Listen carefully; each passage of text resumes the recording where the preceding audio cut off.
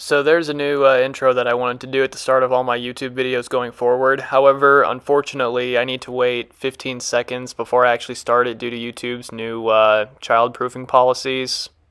And that's 15 seconds. Cool. What's up, motherfuckers? Today I bring you an exciting piece of news that I personally never thought I would see, which is that sexism has finally ended. Yes, this tradition of gender inequality can finally be put behind us, and it's all thanks to M&M'S. So, people like Grace Lee Boggs, Sojourner Truth, sit your asses down, because clearly M&M'S has accomplished far more than you ever have in only a few minutes compared to your years of activism. Now, you might be asking yourself, how in the world did M&M'S do this? Well, they did it through a highly complex and well thought out plan with only two simple steps. Step 1, change the shoes of the green M&M from high heels to tennis shoes, which has already seen an astounding amount of support. Step 2, which they've executed just recently, make a package with all female M&Ms on the cover and add a new purple M&M, which is also female.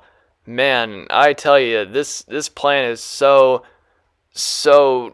fucking stupid. I cannot believe how smooth-brained these people are. What the hell is going to change from this? Absolutely nothing, because this is so insignificant. If you really want to make a difference, then do something about it. Even if it's pledging to donate X amount of proceeds to a charity that advances women's rights where there are hardly any. And even though Mars Incorporated pledged to donate a portion of profits to these nonprofits that support women in the music industry, there is plenty of representation in that field of work, so that does nothing. Otherwise, just stay the hell out of the argument, because currently the women who are out protesting or partaking in some sort of activism are actually making a difference. Also, there is absolutely no need to change the branding. No one gives a shit about what gender the M&Ms are. They get eaten regardless of that. Like, Mars Incorporated just so happened to change the branding to feature more female M&Ms during a time in which feminism and terms like female empowerment are talked about more. It feels more like they're trying to capitalize on current events and sell feminism as a product rather than actually promote feminism. It's kind of like how recent movies make all female or female dominant casts and call that feminism, as opposed to putting actual thought into writing a strong female lead that develops throughout the movie.